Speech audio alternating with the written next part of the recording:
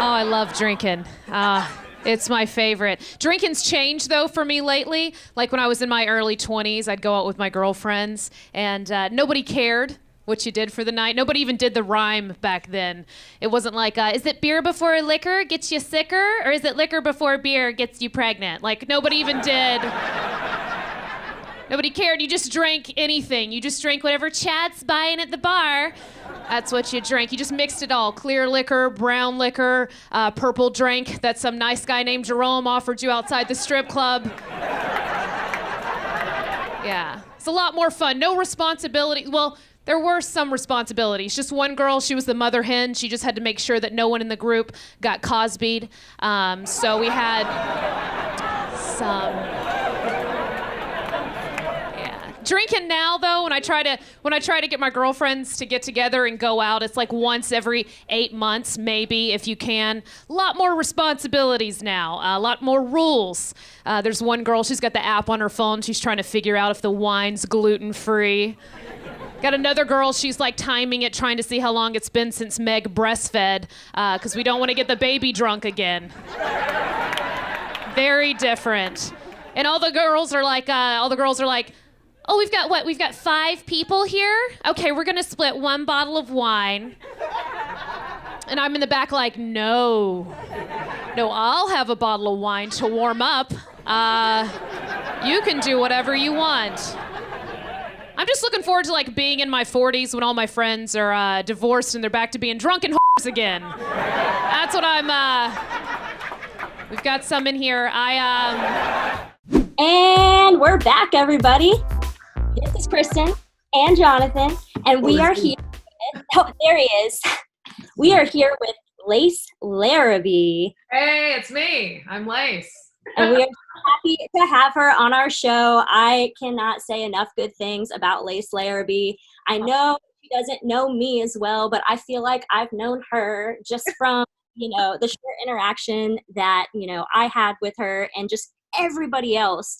A bit of cyber stalking as well. Yeah. Oh, I wasn't supposed to say that. I'm sorry. No. Anyway. Hey, cyber stalking is the only way to keep me relevant during this time. So, and if I get real lonely, I might be down with like actual stalking. So I'll just put out my address. Yeah. If anyone wants to hang out outside. I'm already outside your window.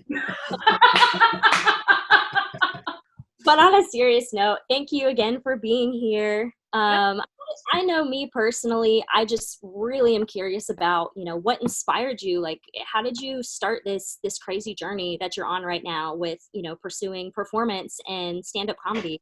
So I've always been funny. It's just, that's where it starts, right? You got to believe that you truly are funny. And I come from a really funny family. My parents had me when they were teenagers. We went through some hard times, right? Because you have teenage parents, everybody's raising each other. Like we're all just being raised together.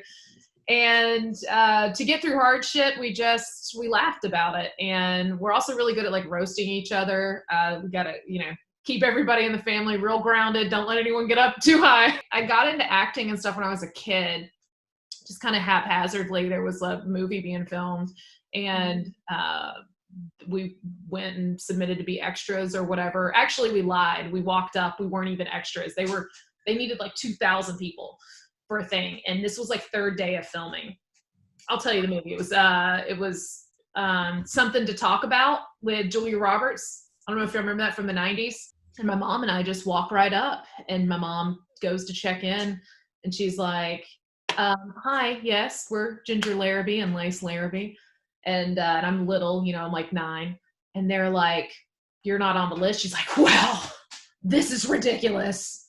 Karen said that we were supposed to be signed in. And they're like, well, we're so sorry. We must have just lost some paperwork here. Just fill out this paperwork and come on in. Well, all because the goal was like to get me next to Julia Roberts. It was like any way to get me because as a kid, I, much like Julia Roberts, just had a giant mouth that didn't match. Like I had not grown into my mouth and horse teeth. And everyone was like, oh my God, you look like a mini Julia Roberts. Not now.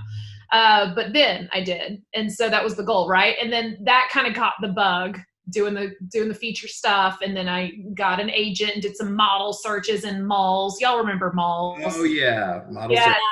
So then life happens. I did pageants for a while to pass the time, to perform, to get on stage and all that. I didn't have any other choice, and I had this hair, so I had to do something with that.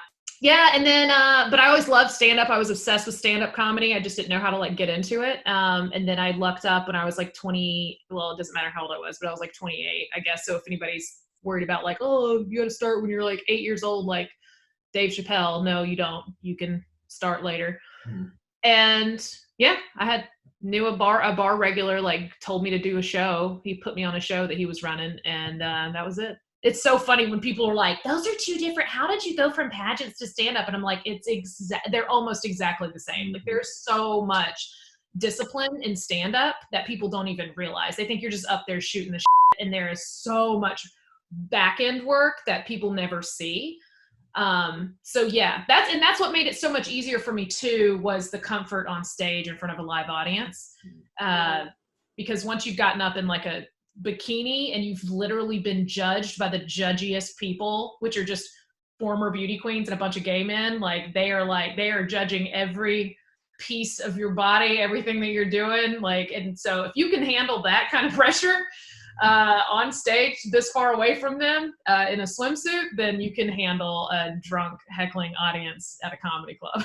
So you're saying to really be good at comedy, we should all go and be beauty queens first. 100%. Yeah. People start to worry about not accomplishing things by a certain age, especially in the arts. I think it's not an irrational fear. That's a very rational fear. But what it is it's kind of a waste of time to put your energy into thinking, oh, I should have done it. Because I got to be honest, the funniest people have lived life and have something to talk about. Yeah. So if I would have started stand-up 7 years or 10 years before I did, I would have spent those 10 years talking about things that I thought the audience thought was funny, instead of talking about things from my personal experience, from my lived life. So somebody that's kind of new to the scene, maybe they've taken a class, maybe they haven't taken a class. What would you, if you had one thing of advice that you could give them, what would that advice be for somebody that's new into the comedy scene? So my bit of advice cannot be utilized yet until life gets safer and stand-up happens again. But my advice is always the first advice that I ever got. The advice that I give people is always the first advice I ever got from a real working comedian, which was get on stage. Anyone who is like, well, what should I do first beforehand? I can say that. And I teach it was voted Atlanta's #1 stand-up comedy class in 2019. So thank you. So obviously I promote, that's what I do, is I teach stand-up. But in addition to that, if you're just considering it, there's no better advice than just getting on a stage. There's no way, because even still after they take a stand-up class, nothing teaches you that's why the end of my stand-up class is a graduation show, because nothing teaches you what stand-up feels like, what you need to improve on, what's working, what doesn't work, what resonates off stage, than being on stage and just trying it. You've got a podcast, right? Yes. So the podcast is Cheaties. That's the name of it. My co-host is Catherine Blanford, who's also a super funny stand-up comedian in Atlanta, another professional comic. And she just back in December, she went through a breakup after a 3-year relationship because she caught her boyfriend cheating. And I do a bit on stage. Yeah. And I do a bit where I talk about how I caught my ex cheating. And she literally texted me to go, I'm pulling a lace right now. Like, as a verb, like, I'm pulling a lace. Like, she literally was like, I had to take his phone, hide, scroll, screenshot. Like, I took all the information, I sent it to myself, and then I deleted it all. Anyway, so that's kind of how it birthed, and we talked about that. And then I came up with the name Cheaties, like Wheaties, so we're on a skill box. We've got knives instead of spoons. So we're on episode 10. Episode 10 just came out this week. Episode 11 will be out Friday. We've got 2 episodes a week, Monday and Friday. So the format of the show is we started it out with our own personal stories, And then we kind of pepper those in, but mainly we get callers, and they leave us voicemails of their cheating stories, and then we call them and we interview them. Oh, that's amazing. Yeah. That's amazing. Cheaties, look it up, watch it, download it. And now we got to go to our sponsors. Oh, yay!